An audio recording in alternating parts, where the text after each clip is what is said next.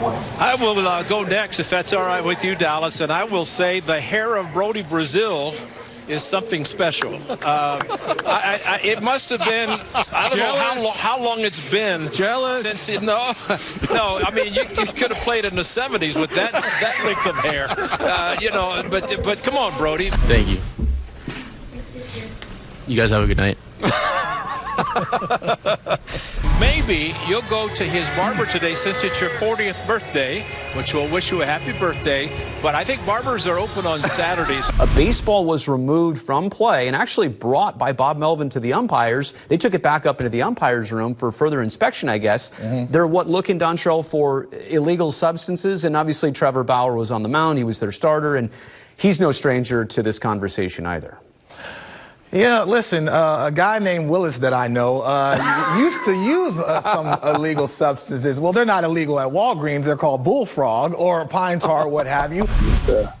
It's sad to me. Like I said, people make mistakes. And, we paid for ours. And, we say leave it alone. Dontrell, I'm going to say it. I love Dusty Baker. I've definitely cheated on something, guarantee it, in life. Well, multiple things, let's be honest.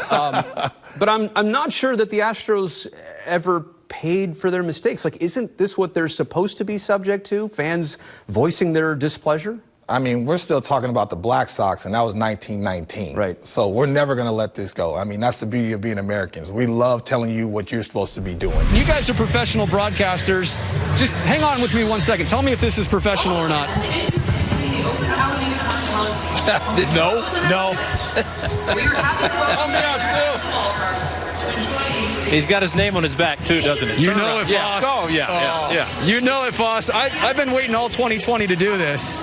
So now the Friday night finally happens. So Brody and Dontrell, though, to discuss one of the main topics surrounding this team. It's less of the bats and more of the bullpen. The closing situation, Dontrell, got to be kind of unsettled. They haven't had a save situation yet, right. But Trevor Rosenthal, it's going to be a while before he's even considered available. Yeah, a huge blow, especially the contract that you gave him. Yeah. You lose Liam Hendricks. You get him to fill that void. You love his velocity. So first and foremost, I'm glad the surgery went well and hopefully a speedy recovery. But now you heard Bo Mel say it's going to be bullpen by committee. It is just so good to see that name.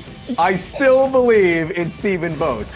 It's amazing you took that right out of my mouth. You knew I was going to go there. Because he's hitting in the 8th hole, but he's the most dangerous guy in the lineup. I can't tell you how many times former A's players have come back here to haunt us. Stephen Vogt, do not pitch to that dude. Do not give him a good fastball to hit with the game in a tough situation. It's fine if he homers tonight, so long as the Diamondbacks just lose. You get the best of both worlds, because I believe in Stephen Vogt. I believe in Stephen Vogt. I don't. How often would we pump up an opponent player like this Only on A's pregame live? Only me and only Stephen Vogt. Obviously, Ole homered in his first at-bat. He was also very aggressive in the pitch sequence, which we'll just see. But what he did was put on a virtual reality headset so that he could visualize the pitches and the actual at-bat before it ever happened. So real quick, let's just go back through that at-bat and tell me what you saw. Now that you know this, how it applies to what you saw. Wow, technology is amazing now. In the old days, we didn't have that. All we had was video, and that's what we had to watch. Speaking of injuries and coming back from one, Jed Lowry, as we used to say in 2015, 16, 17, 18. I mean, this guy has somehow found the fountain of youth. He only played 9 total games with the Metropolitans, 2019, 2020. He's already played all 10 this year. Interesting that we're having the doubleheader today because Minnesota has been stung by COVID, 4 positive cases. They have not played since Friday down in SoCal. A's only had 1 day off. How do you see this doubleheader going, especially on the Minnesota side? Well, it's going to be tough to keep some rhythm. Hopefully, they don't pick up their rhythm until after they leave Oakland, California. But for the A's, I think it's going to be okay just to get 1 off day in that locker room, get back on the horse. And I tell you what, keep the line moving right now because they're playing good baseball. Interesting that the A's got out-hit by 1 in Game 1 of this doubleheader because they out-muscled the Minnesota Twins in 2 ways. 7-0 with the long ball and also Shamanaya. Going a complete game. I know 7-inning complete game, but we're counting that as a shutout. The Oakland A's have now won 9 straight games, 10 of their last 11, including now 10-7 is their record here, double-digit victory-wise on the season. This is Postgame Live, presented by Toyota. Wait, Post-game? No, there's another game, too. So. Mid-game live. Mid-game live. It's still presented by Toyota. Brody Brazil with Dontrell Willis. Why don't we just dive right into this? Our hero of the game is presented by the Cheesesteak Shop. And I know it could be Matt Olson because he had the Grand Slam, but how about Mitch Moreland? A pair of homers in this one. His 4th and 5th career off of Matt Shoemaker. He's got Shoemaker's number. Well, the A's were not affected by anything in these 2 games tonight, including... Wait a second. No, was that supposed to happen? Did you know that was coming? See, I actually knew that was coming. How do you like this? I did not know that was coming. How do you like this mood lighting? All right, so do I need to go warm up like Luzardo and get it up, down real quick, go outside and get a little warm up? Dare I say the A's were lights out against the Minnesota Twins in both games. 7-0 shutout game 1, 1-0 shutout game 2. Yes, that's 4 shutouts in the last 5 A's games. They blanked the Tigers twice in that 4-game series. So this team is on a roll. We should also mention this. Last year, Oakland struggled with doubleheaders. They played 5 of them of this 7-inning variety. Split 3, got swept in 2. Now they've swept a doubleheader. So we welcome you to Postgame Live presented by Toyota. Brody Brazil with Dontrell Willis. The win streak has reached double digits. It's a beautiful thing. I'm so proud of this locker room and the way they continue to battle. They're in tight spots late in the ball game, and they continue to execute and stay poised. Thanks to Bob Melvin setting the tone in that locker room. You know, I lied to everybody. You've actually been here since last season. You were here all winter. We just saw your cutout. I'm not sure why all of our cutouts still exist. They remembered us, like they included us. Look at Bimp. Look at Stu. I gotta say, Dapper Trail looks pretty good up there, especially in the light, but we all look good right there. They included us when they forgot to take us down. Men's Warehouse finest, baby. You know, we should be in the commercial, but it's a beautiful thing. I'm glad I've been here in spirit. I've gotten plenty of photos from fans, and now I think I'm gonna go over there and take one of myself, but that's awesome. Do you remember what I used to look like, by the way? I like the flow, though. I like the show flow, though, man. I'm in the air if I want you to cut your hair, but that's a Dapper, Brody, but I like the hockey flow right now, baby. That's a totally different person right there. That was a pre-pandemic Brazil. Look like you sell insurance right there. Glenn, I don't mean to be creepy, but I can actually see what's on your phone. It is the weather for Baltimore this evening. Now, how do you think that factors into the game, which maybe halfway through, there's like 100% chance of rain by 9 p.m. Eastern? Do you change your strategy a little bit? How do you play this? Yeah, I mean, listen, a manager may not admit that, but he may. He being one of the 2 managers here. Listen, it says 80% chance of rain at 7 o'clock, 100% at 8 o'clock. The A's are 14-7 through their first 21 games of the season, 8-6 at the Coliseum, 6-1 is their record away on the road. And right now, they're only sitting on a +5 run differential, which may not seem impressive, but when you consider where they started this year, 0-6, getting trounced by the Astros and Dodgers, they've definitely made up some ground. Fellas, we're going to settle in and enjoy your broadcast. For Shooty, I'm Brody, Glenn and Ray. Glenn in Dallas. You know what? I'm out of here. Have a great show, guys. Oops. Brody 0 for 1 to start tonight, but that's okay. So we're excited. Dallas Braden, Glenn Kuiper getting ready for A's baseball here in NBC Sports California. Finding ways to get on base, whether it's a walk or, whether it's moving a guy over when I wasn't feeling good, with the fly ball to right or getting the job done. Just whatever I can do to go up there and help the team win and, help put our team in a better chance to score a run, whatever it is I'm going to do. And I'm just going to keep working to get better and take better at bats. I think I got to just keep building on, the little things. And then I think once I start putting together better at bats, good things will happen. Yeah, so when he was talking about that yesterday, it really caught our ears. As you saw there, 1 for his last 21 across the prior 7 games.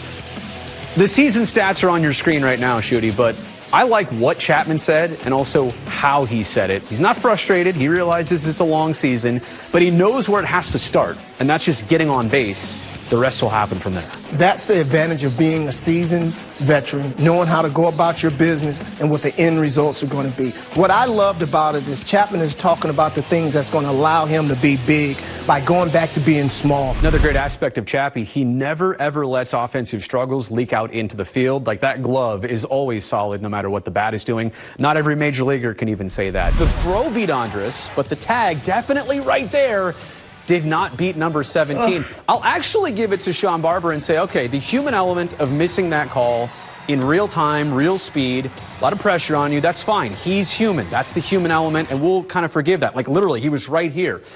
But what I don't get, and what Jess's point is the process of replay. How are you going to have this system of all these angles, slow motions, all the view that we have, and they still get it wrong, almost to the extent of protecting their umpire and keeping his initial call on the field? I think that's why everyone is so much against change in this sport, especially when it comes to replay. Did you expect the Red Sox or the Brewers to have more than the A's? Did you expect the Royals to be in this conversation? Heck, did you expect the Giants to be in this conversation? Maybe the biggest surprise about the A's is that they could have more wins if their season didn't start off as poorly as it did. But how do you kind of take a step back and take a deep breath here with this? Well, the way I look at it is there's always going to be some surprises early, but you don't win the pennant early. You win the pennant in this marathon of a season. And so some of those teams are going to disappear, I guarantee you. So I got a chip on my shoulder to prove to myself and to some other people that I won't mention that I'm here to stay. Oh, man. Love to hear that, like, must-see soundbite from number 19. Stu, there's two things that come to mind with Cole Irvin. Number one, he pitches. He doesn't just throw baseballs. And number two, he's turning out to be maybe the best story of this A's rotation so far in 2021. Cole, love the fact that you say you're playing and pitching with a chip on your shoulder. I know that's not the first time you said that. I also love the fact that your teammates did the first interview for you tonight. I believe it was Minaya, Montas, and Bassett with a water bottle in the dugout. Were those good questions they were asking you? Yeah, it was a warm-up before this, and, I think they hit it on the head. I think they hit every question that you guys asked, so I really got to thank the teammates and the starting staff to really get me warmed up for this. That was good on their part. You and I have this in common. You were in the trenches with him on the baseball diamond. I get to be in the trenches with him here in the television studio. Was he always this big of a pain in the butt? Like, is that not new? Well, let me ask you, does he do this to you in the studio? Does he wipe off and say he wants the question or something like that? Because I know that happened a heck of a lot of times when I was behind the plate trying to get you. He never really shakes me off. He has no choice. If I bring something up, he's got to go there. I see what you're saying. But you guys have great chemistry, huh? Still. We do. Yeah, it was a lot of fun. It was really fun to catch Stu, and Stu was our workhorse. Even last night, Stu, he came into this game as a pinch hitter, drove in a run in his first at-bat in the 7th. Then in the 9th inning, 2 outs, hits the walk-off home run for the Oakland A's. He's got 9 RBI this season. 5 of them have given the A's a lead. He's always clutch. He's always doing something for this team. Well, when they made the call up, they knew exactly what they were getting with him, Brody. He came to the big leagues when on that call, and in his first game, he was productive. What I also think is huge news from today, it's not being talked about as much. You guys always use the Coliseum site as an option, a backup option. And I know there's other things you want to do at that site. You want to be at Howard Terminal, but it always kind of was that fallback. And it really does seem like today, there's no question that there will never, ever be another baseball stadium right off of 880 there in Hagenberger. Or is that, should we read it as entirely that, no doubt about it? Yes, that's exactly the way to read it. Okay. It's really Howard or bust for Oakland, and we're going to do everything we can to keep advancing that. We already have. Yeah. And I just think it's important that people recognize that's not just us saying that, that's the league as well. Elvis, thank you so much for your time. Just the comeback ability of this group. I know you've only been with the A's 37 games so far this season. What has impressed you about your team now, even when you're playing from behind, that you can always come back in a game? Yeah, I think the team is pretty relentless. We're not going to give up into the last hour. And, like you guys are mentioning, it's always only been 37 games, but I played against this team, for quite a few years. And they're a pain in the last 2-3 innings. So I think what we've arrived at now is a situation where we've got to get people together. Right. Statements from the A's, and Dave Kaval was great coming on our show, but we got to get Dave Kaval and Rob Manfred and the City Council of Oakland and the Mayor of Oakland all in the same room, and we need to make this conversation an actual conversation, no more statements, and we have to make this public. Everybody has to come to the table. Right. You know what I mean? And understand this is important, and this is valuable not only for the fans, but the city of Oakland, and I truly believe that the A's deserve this. This is the play that I feel puts them over the top. And the journey just to get to your first big league start. We've talked about this on the broadcast. Tommy John surgery, multiple shoulder injuries. And the way tonight went, being behind the 8 ball a few times, it almost mirrored your journey to get here. Do you feel like this was a little bit storybook this evening for you? Yeah, a little bit. I mean, a little adversity never hurt, and I pride myself in taking advantage of these moments and being the best I can. And I'm fortunate to be here. It's a great group of guys I'm here with, and you missed. Going to keep our cameras focused on James right now. This is awesome. There's the moment. Oh, it reminds me of my mom. Yeah. You know what I mean? So energetic and positive and rooting for you, and their hearts bleeding out there because they understand the journey, they understand the run, and what it took for you to get there. Not to get too sentimental here in the moment as well, but you can kind of read the emotions on faces there. James's mom, Barb, passed away in 2014, and it's you just know that she's watching this. Absolutely. And she's part of this celebration, and everything that James and his dad, Doug, are thinking about right now, and she's also involved in this. We know what a big fan she was of her son as well, too. This is what sports are about, and everybody there has taken part in his journey. He didn't just do this alone, and that's what he mentioned. Am I going to bring this next thing up, or you want to bring it up? No, you can bring it up. All right, so let's put it on your screen here. Dontrell was thinking that he's got a pretty good hand here. Oh, look at that handsome young devil with 7-1, and I want to say the one loss was probably game one for you. Absolutely. Right? So it was kind of getting on the horse whole deal here. Listen, you think you're lucky? Dub.